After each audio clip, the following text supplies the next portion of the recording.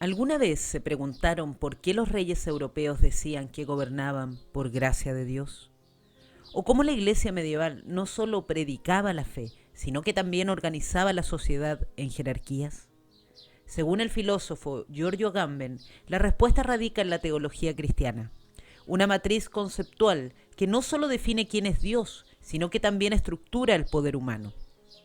Basándonos en las ideas de Karl Raschka, exploraremos cómo dos dimensiones de la teología cristiana, la política y la económica, han moldeado las estructuras de poder en Occidente.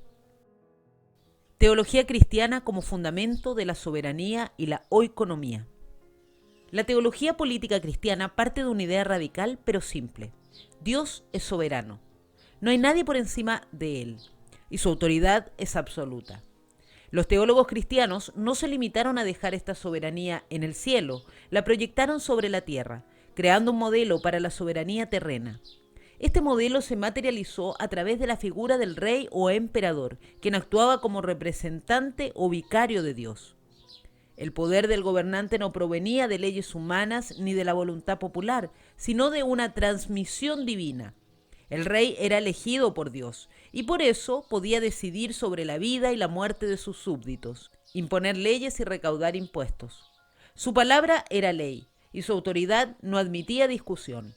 Un ejemplo histórico claro es Constantino, el primer emperador cristiano. No solo legalizó el cristianismo, sino que asumió un papel de líder espiritual, actuando en nombre de Dios. Esto no fue un gesto simbólico, sino la base para que futuros monarcas europeos reclamaran un derecho divino a gobernar. Este concepto, conocido como mandato divino, dominaría la política europea durante siglos, legitimando monarquías absolutas y sentando las bases para lo que luego sería el Estado moderno. Teología económica, la Trinidad como modelo de organización social. Mientras la teología política se centra en la autoridad absoluta, la teología económica propone un enfoque diferente, el ordenamiento inmanente de la vida, tanto divina como humana. Aquí entra en juego la Trinidad, definida en el Concilio de Nicea, en el 325 después de Cristo. Este concilio estableció que el Padre, el Hijo y el Espíritu Santo son tres personas distintas, pero uno en esencia. Cada una tiene un rol específico: paternidad, filiación, espiritación, pero su unidad es fundamental.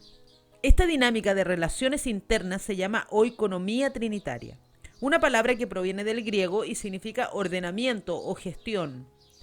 La oikonomía trinitaria se convirtió en un modelo para la organización social y política. En lugar de un poder centralizado y absoluto, como en la teología política, aquí el poder se distribuye en función de roles y jerarquías. Pero todos están unidos bajo una misma finalidad: la gloria de Dios y la salvación de las almas. Este modelo tuvo una influencia directa en la estructura de la iglesia medieval y por extensión en la sociedad feudal. En la iglesia medieval, el papa, los obispos y los sacerdotes tenían roles diferentes, pero todos trabajaban para la salvación de las almas.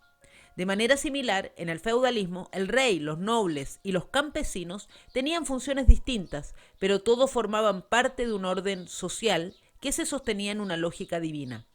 Incluso los más pobres o marginados podían aceptar su posición si creían que formaban parte de un plan mayor, ordenado por Dios.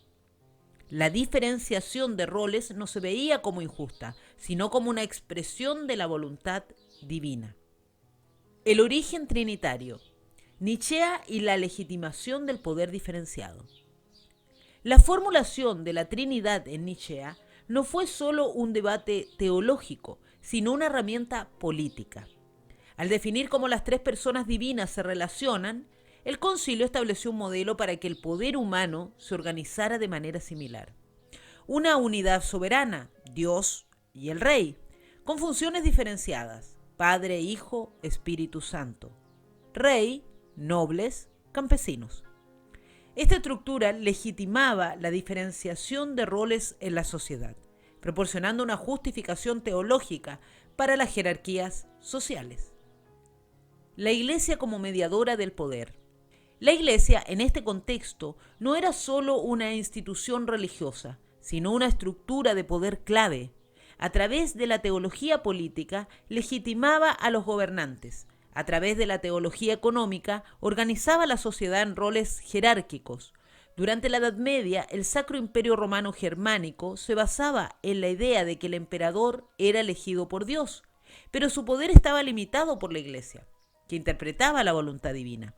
Esto creaba un equilibrio de poderes, pero ambos se sostenían en la misma lógica trinitaria.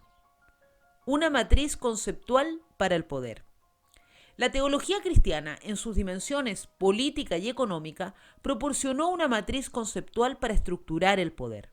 La soberanía divina legitimaba la autoridad absoluta de los gobernantes, mientras que la oikonomía trinitaria ofrecía un modelo para distribuir el poder en roles y jerarquías.